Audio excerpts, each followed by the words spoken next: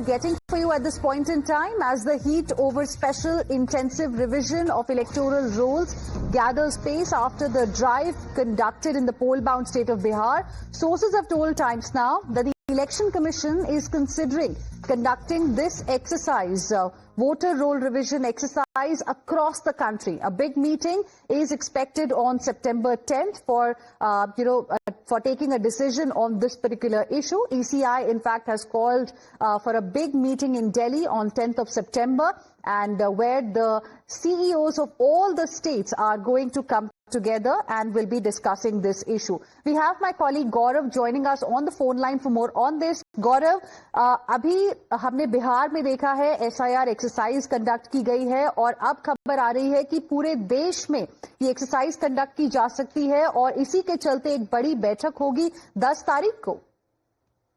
बिल्कुल, देखिए 25 जून को जो SIR का इंस्ट्रक्शन बिहार के लिए जारी हुआ था, उसमें इस बात को लेकर इलेक्शन कमीशन ने ये इरादे जताए थे कि पूरे देश में SIR जो है वो आगे कराने जा रहा है। इसके बाद सुप्रीम कोर्ट में बिहार SIR को लेकर जब हियरिंग चल रही थी, तब भी सुप्रीम कोर्ट में ECI ने यह बात रखी थी कि वो पूरे देश में SIR करा सकता है। अब इस देश भर में SIR कराने को लेकर 10 सितंबर को दिल्ली में जो इलेक्शन कमीशन का एक इंस्टीट्यूट है अपना, वहां पर एक बड़ी जो है वो conference, all India CEO conference होने जा रही है, जिसमें सभी देश भर के CEOs रहेंगे। उसमें deputy election commissioner Santosh Kumar जो हैं वो SIR की जो पूरी पॉलिसी है उसको लेकर एक प्रेजेंटेशन देंगे। उसके बाद बिहार के जो चीफ इलेक्शन कमिश्नर हैं वो सभी CEOs के सामने इस बात को लेकर एक पावर पॉइंट प्रेजेंटेशन रखेंगे कि SIR का इम्प्लीमेंटेशन कैसे किया जा सकता है।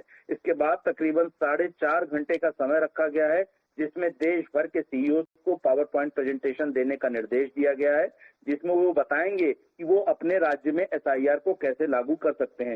इसके अलावा इन सभी CEOs को ये भी कहा गया है कि चूंकि अभी बिहार के SIR में जो वैलिड डॉक्यूमेंट्स की लिस्ट है वो 11 है, तो क्या 11 के अलावा भी कोई और वैलिड डॉक्यूमेंट को इस लिस्ट में शामिल किया जा सकता है?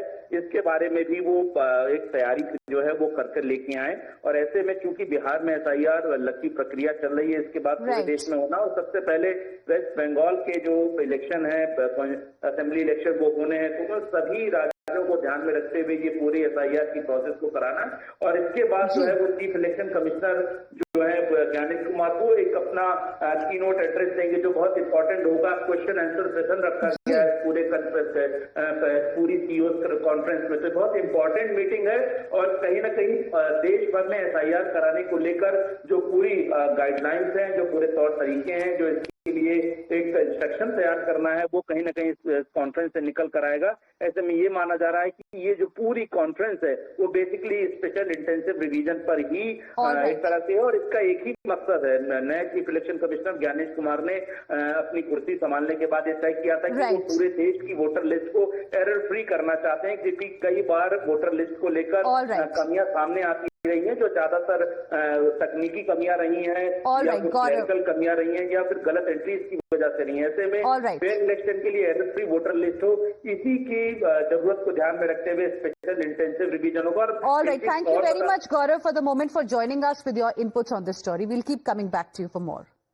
Let's now move on and shift